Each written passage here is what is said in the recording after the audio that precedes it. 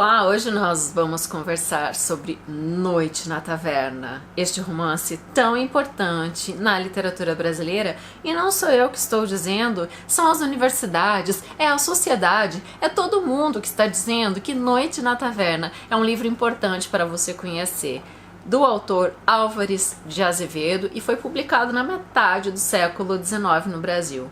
Mas por que este livro é tão importante afinal? Bom, eu vou explicar para você os 7 capítulos deste livro. Vou passar um a um, a começar por Uma Noite no Século, Solfieri, Bertrand, Gennaro, Claudius Hermann, Johann e Último Beijo de Amor. Você vai saber tudo que eu estudei sobre essa obra. Eu que sou jornalista, professora, escritora, podcaster, mestre em letras e literatura, e fiz os 7 capítulos com as suas análises individuais no meu podcast Leitura de Ouvido, podcast que transforma linhas em ondas sonoras. E agora chega a hora de reunir tudo isso aqui num vídeo conversando com você. Já deixa o seu like, se inscreve no canal e vamos juntos estudar essa obra tão importante. Bom, Manuel Antônio Álvares de Azevedo, Maneco para os íntimos, nasceu em São Paulo em 12 de setembro de 1831. Quando ele escreveu Noite na Taverna, era um adolescente ali de 20, 21 anos. É bem verdade que nessa época os homens viravam homens mais cedo. Então ele já tinha sofrido muita coisa e vivido inúmeras outras na sua vida, com 20, 21 anos, quando ele concebeu essa obra. E uma muito grave, inclusive, quando ele tinha 9 anos, ele sofreu abuso sexual da sua governanta. E isso, na minha opinião, influenciou todo o seu crescimento, toda a sua vida, inclusive por ele ter sido, então, futuramente, nessa época aqui em que estamos falando de Noite na Taverna, um dos fundadores da Sociedade Epicureia. A filosofia de Epicuro surgiu na Grécia Antiga, no século IV a.C., e é uma filosofia onde seus praticantes buscam o prazer, situações prazerosas, com ausência total de medo e com presença total de liberdade. E o Álvares de Azevedo tinha 2 grandes amigos que com ele fundaram a Sociedade Epicureia numa chácara em São Paulo, onde eles foram para estudar direito. Esses 2 amigos são escritores brasileiros também bem importantes, que é o Bernardo Guimarães e o Aureliano Lessa. Eles moraram juntos numa chácara em São Paulo e as pessoas ao redor, os vizinhos, ficavam muito espantados, porque ali eles praticavam diversos rituais. Vários animais, ratazanas, corujas, serpentes rodando pela casa, e tomar vinho em crânio humano. Eles eram também grandes fãs do Lord Byron, poeta inglês muito importante do século XVIII. Escreveu grandes obras, entre elas Dom Juan, e Dom Juan é uma das obras que está presente em Noite na Taverna o tempo inteiro, sim, do começo ao fim. Ela vai flutuando dentro deste romance. Peraí, Dai, eu escuto por aí que Noite na Taverna é um livro de contos, e de fato, sociedade, é um livro de contos. São 7 capítulos, 7 contos que você pode ingerir, já vou dizer assim, ingerir individualmente. Entretanto, como esses contos vão tendo uma crescente, vão se entrecruzando, o que você tem no final é uma grande história única também. Por isso que, de Uma Noite no Século a Último Beijo de Amor, a evolução dos personagens e essa linha narrativa pode sim, ao meu ver, ser entendido como um romance. Inclusive, Noite na Taverna é considerado o primeiro livro de terror da literatura brasileira. Embebido, então, em elementos da cultura gótica, o byronismo, que a gente tem essa imaginação vulcânica, tem tanta coisa absurda que acontece nesse livro que você fica imaginando em que estado que ele estava quando parou para escrever. A vida não é mais que a reunião de moléculas atraídas. Isso está em Uma Noite do Século. É uma homenagem a Byron, porque lá aconteceu na Vila Deodati, na Suíça, a reunião no castelo do Byron. Estavam convidados, seus convidados de honra, Percy Shelley e Mary Shelley, a criadora de Frankenstein, sua meia-irmã Claire Claremont e o Polidori. O Polidori não criou o vampiro, né? Então, nesta noite super chuvosa, e é dito que foi uma noite de reunião entre esses poetas, e eles se desafiaram a cada um escrever uma história de terror. Chovia copiosamente e nevava lá fora. Além do castelo, estava um clima impossível. E tem essa lenda que foi durante uma noite em que surgiu Frankenstein, o vampiro, enfim, que cada qual apresentou ali no grupo as suas histórias de terror. Eu vou abrir um parênteses para acreditar que pela envergadura desses personagens e dessas histórias, provavelmente foi uma sequência de noites ou uma noite interminável, porque quando chove e neva muito, fica o dia parecendo noite, né? Mas vamos imaginar, foi sim, realmente nesse evento. Parece que esses meninos se desafiam. Eles tentam ser mais horripilante que o outro ao contar suas histórias com dois elementos. Grava aí, você que está estudando a obra: amor e morte. Todos os 7 contos têm esses dois elementos como tempero máximo. Uma Noite no Século, portanto, coloca em Percy Shelley, Claire Claremont, Mary Shelley, Polidori e Lord Byron, essas 5 pessoas importantes da história da literatura mundial, personificados em Soffieri, Bertrand, Gennaro, Claudius Hermann e Johann, que são os nossos 5 personagens que narram os 5 capítulos do meio. Esse conceito de epicurismo e mais um personagem tão importante que tudo que eu falar a partir de agora, e já que eu falei antes também, mas entenda que a taverna é um personagem super importante de Noite na Taverna, né? Então, é um dos personagens que está do começo ao fim. Não é só o cenário da narrativa, não é só o palco onde essa reunião acontece e todas essas loucuras. Estão totalmente ébrios, né? Estão muito bêbados, vem de uma sequência de noitadas. E uma outra obra importante do Álvares de Azevedo é Macário. Você vai notar que no final de Macário, que também você pode encontrar tanto Macário quanto Noite na Taverna facilmente em domínio público. No final de Macário, o Macário chega com Satã na frente de uma taverna e eles começam a falar: ah, que barulho é esse? São pessoas conversando e tal. Então, o desfecho de Macário é o começo, né? Ele prepara esse clima para a Noite na Taverna. Então, um livro está atrelado ao outro. Mas então ele escreveu essa obra, ele tinha 21 anos e em seguida ele morre.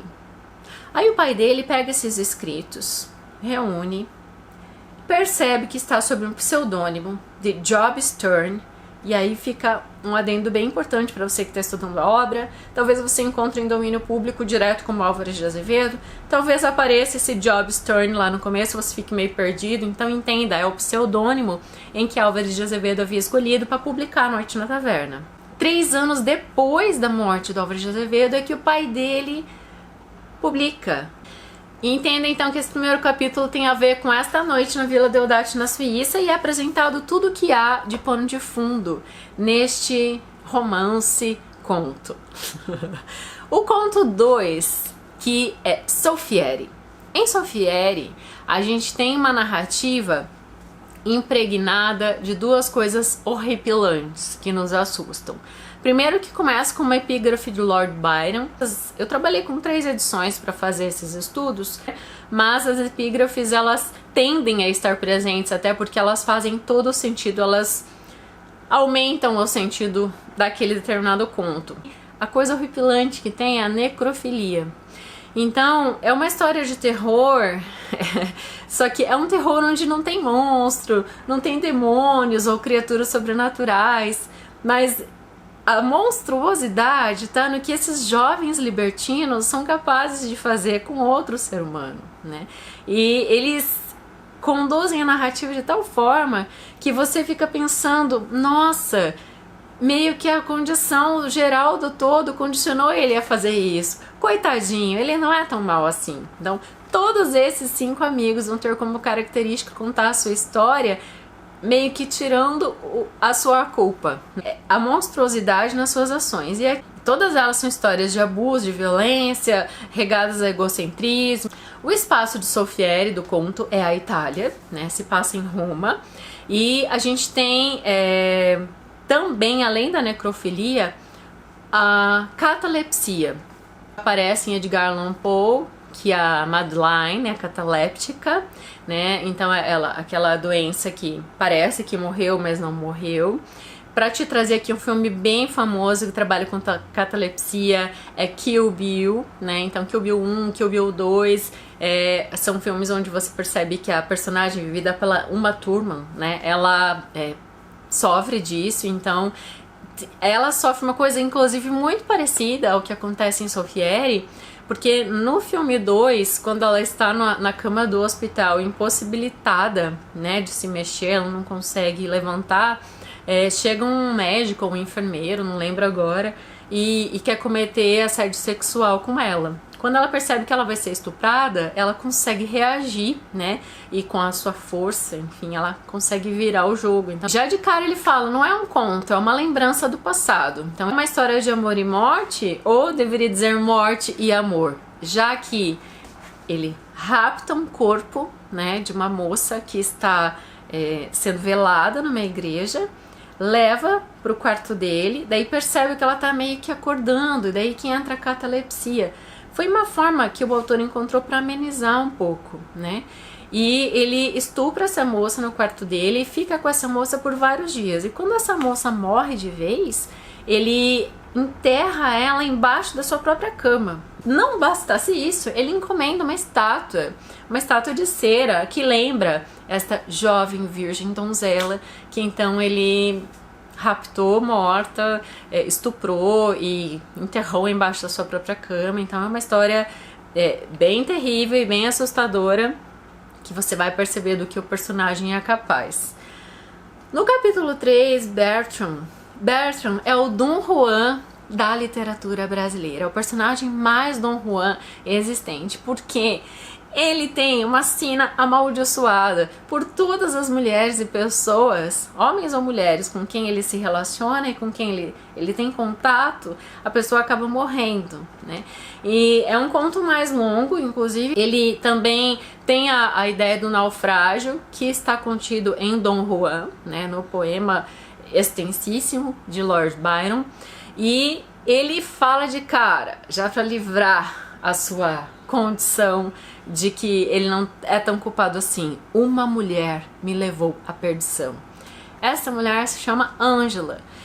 E a Ângela é um nome todo doce, todo angelical, todo puro, né? A gente fica imaginando como que uma mulher chamada Ângela foi tão demoníaca para a vida dele. Ele fala das andaluzas, né? As espanholas, como Júlia, né? O amor de Dom Juan, que também era Andaluzia, né? A gente tem mais uma correlação. E é um capítulo que, por essência, assim, você tem que ter um pouquinho mais de paciência para ler, porque ele tem muitas digressões. Ele tá contando a história que ele conhece a Ângela, e daí ele depois vai parar no navio de um comandante, e ela tem uma mulher muito bonita, e de repente para tudo, para a narrativa, e entra um velho na taverna pedindo vinho, e daí esse velho meio que entrecorta e conta uma parte da sua história e finaliza com ele tomando vinho num crânio humano, numa caveira da mulher que ele amou. Esse homem também filosofa muito, então essas digressões às vezes te tiram um pouco da história. Dom Juan em si é um conjunto, é um composto todinho, o poema inteiro em 8ª rima. Então são 2.000 estrofes, onde todas elas estão rimadas na 8ª sílaba tônica, né? Se você fizer a escansão do poema, você vai chegar exatamente na 8ª sempre. Saiu em 1818. Eu falar que os 3 brasileiros da Sociedade Epicureia, não só o Álvares de Azevedo, como também Aureliano Aessa e Bernardo Guimarães, leram e releram Dom Juan, gostavam muito, e as suas produções também são... nelas também aparece, por exemplo, Bernardo Guimarães tem um poema chamado Orgia dos Duendes. Tá na leitura de ouvido também, eu indico para você o link aqui embaixo na descrição. Bertram fala que o comandante tem uma mulher muito linda e que toda a tripulação respeita, mas ele não, ele vai deflorar a mulher do comandante, né? E eis que eles estão lá no bem bom e de repente o navio deles é atacado por um navio pirata.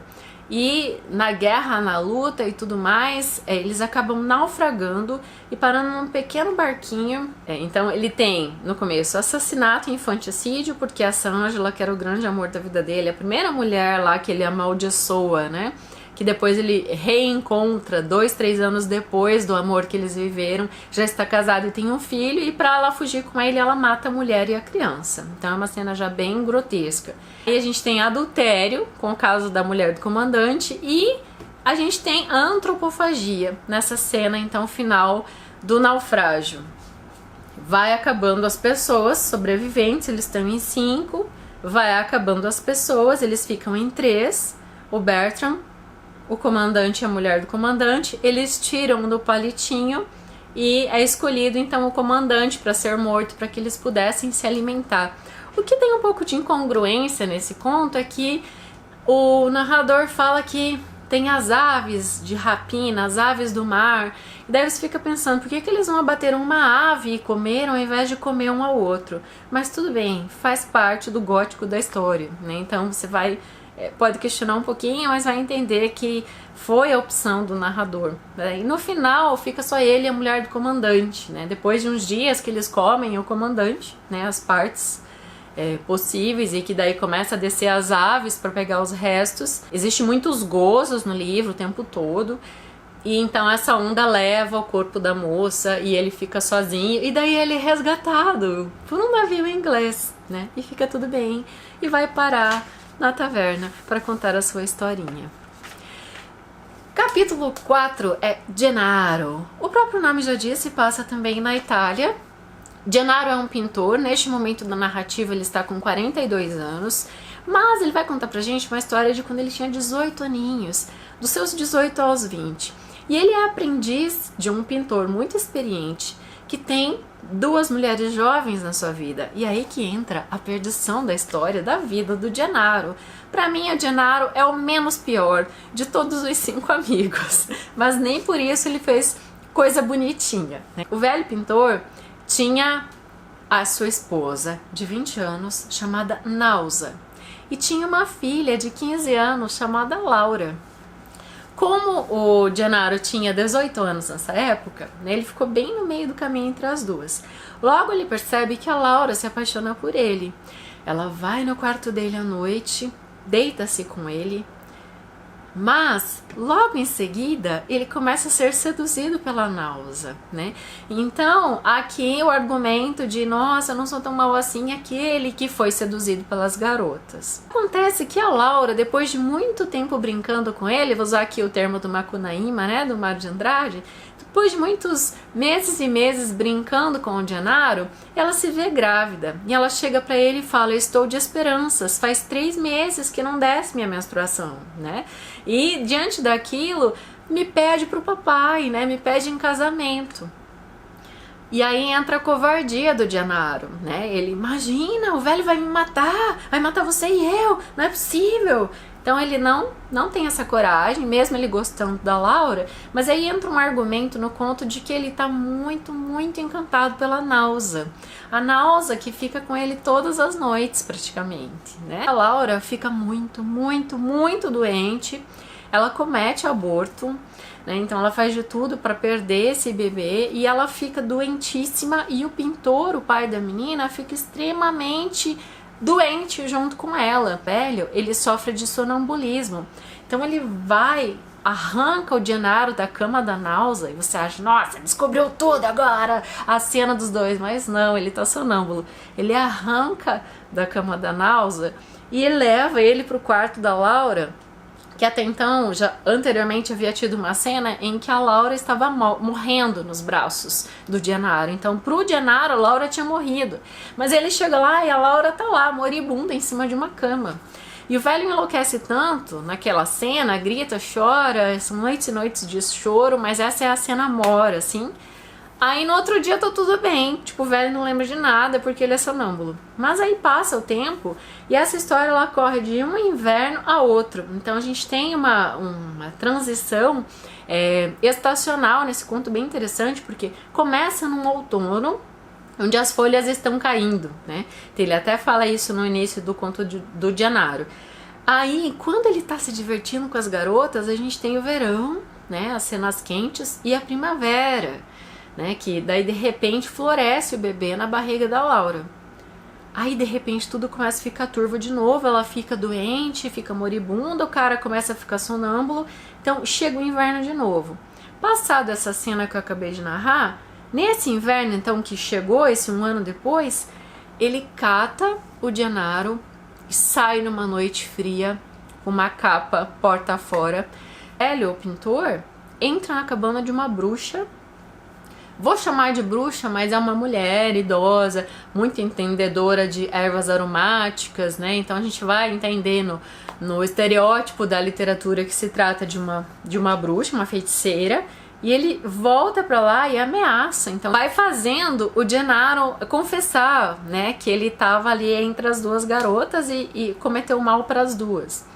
E obriga ele, ou você pula daqui, desse penhasco imenso onde a gente tá, ou eu te mato agora. E o Gennaro opta por pular, né? Então ele tem a cena bem aventuresca, assim, dele caindo pelo penhasco.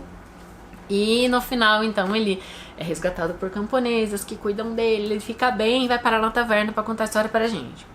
Mas uma cena de plano de fundo importante aqui pra você entender na análise é que ao Gennaro viver esse triângulo amoroso, ele está personificando um triângulo amoroso que aconteceu com os ídolos desses garotos, né? Principalmente aqui do Álvares de Azevedo, que compôs Noite na Taverna. Porque o Porticelli, o poeta, casou-se com Mary Shelley, que por sua vez era filha do William Goodman e da Mary Wollstonecraft, que já havia morrido. Então, o William era um homem viúvo e ele se casa uma segunda vez. A nova esposa vem já com uma filha, que é a Claire Clairmont, que naquele momento fica sendo meia-irmã da Mary Shelley, né, criadora do Frankenstein. Então o Percy Shelley seduz ambas as moças. Tanto é que nessa cena no castelo lá de Uma Noite no Século que eu falei, na vila de Diodati, na Suíça, eles estão juntos, né? Nesse momento tá rolando a fé entre todos ali, né? O triângulo amoroso sendo vivido por Gennaro também, porque não poderia deixar de ser diferente, né? Então sempre homenageando o byronismo. Capítulo 5, Claudius Hermann. O espaço dessa história é Londres. O Claudius Hermann é um homem muito, muito rico. Mas é uma história onde o luxo, né, com toda sua riqueza, e a luxúria se entrecruzam, pecado capital inclusive. Tudo começa quando ele vê uma amazona vindo em cima do seu cavalo. Eles estão no páreo ali na corrida de cavalo e vem uma mulher muito distinta, super bem vestida, e ele vai descobrir que essa mulher é a Duquesa Eleonora. E a partir daquele momento ele encasqueta que ele vai possuir essa mulher. Passam-se meses e meses, ele vai ao teatro, fica espiando a Duquesa Eleonora e percebe que ela é casada. Mas ele tem uma ideia, um narcótico muito forte, invade o castelo dela com o Duque Mafio. Quando o Duque sai do quarto, ele vira um narcótico na bebida dela. É o Boa Noite Cinderela. E ele estupra a duquesa, ali totalmente desacordado, né?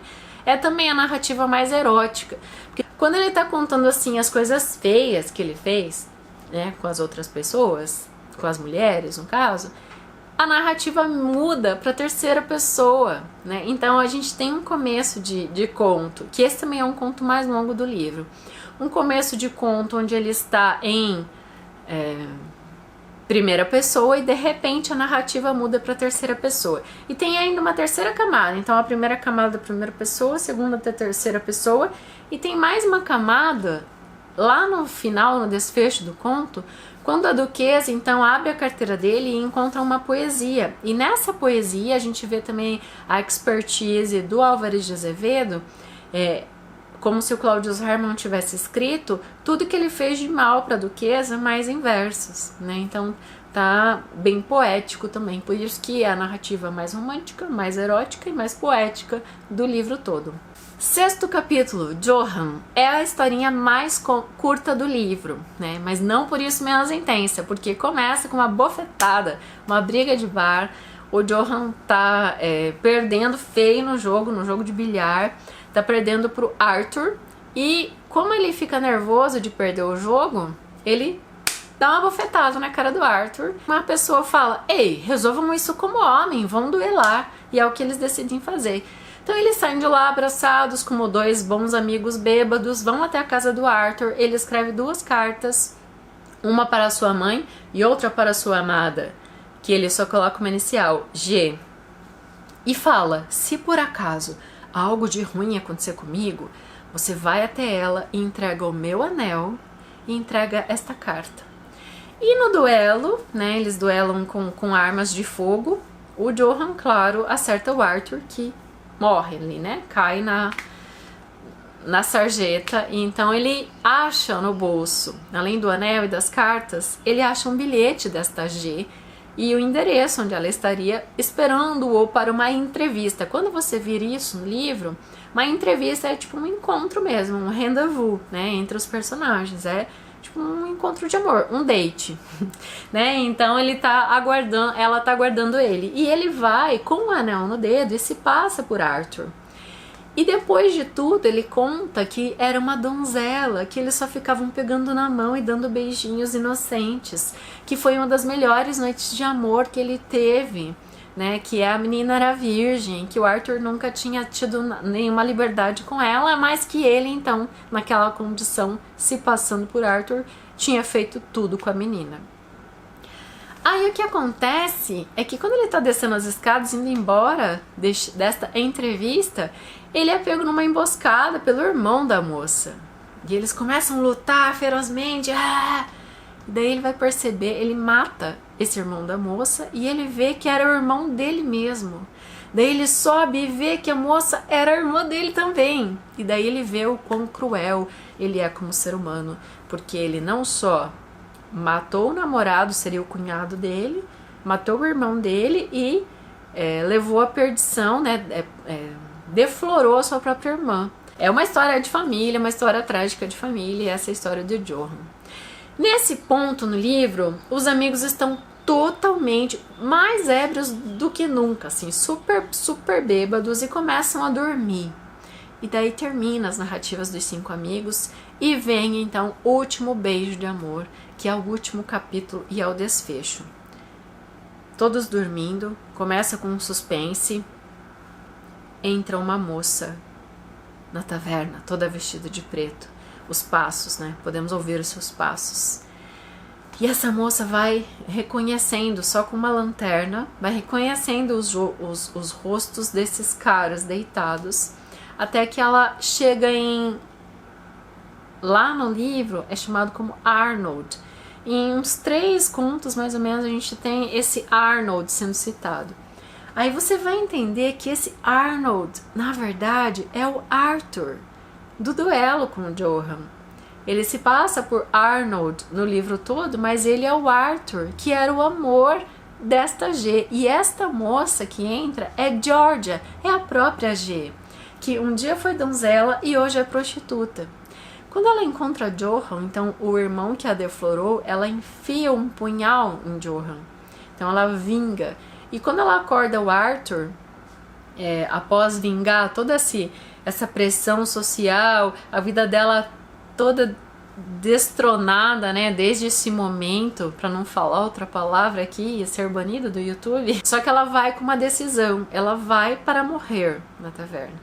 E aqui a gente tem uma epígrafe de Romeu e Julieta, né, no começo deste capítulo, e você já pode imaginar o que vai acontecer. Portanto, quando ela acorda Arthur, aquela melação, nossa, fiquei 6 anos sem te ver, né, todo esse tempo, achei que você estava morto. O destino deles nunca mais se encontraram, desde aquele duelo em que ele foi salvo por pessoas que cuidaram dele, até ele vir parar na taverna daquela forma, embora O Arnold, ou Arthur, não narra em nenhum dos contos, ele é um personagem bem importante em vários dos contos do livro, então você vai perceber que ou ele interfere, ou ele traz um fim de uma história em capítulos anteriores, então ele é um garoto que está na taverna que também interage bastante. Esse capítulo amarra os destinos de todos os personagens, incluindo a própria taverna. Ela se mata e ele se mata por sobre ela. E assim termina o livro. Nossa, tá cheio de spoiler. Eu não falei isso no começo, mas eu vou colocar na descrição pra... Enfim. Bom dizer que Álvares de Azevedo vai aparecer em todo o livro escolar com o poema Se Eu Morresse Amanhã. E é um poema onde ele fala que ele quer os beijos da irmã e da mãe. Eu ainda adolescente, né? Começando a entrar na vida adulta, ele com 21 anos.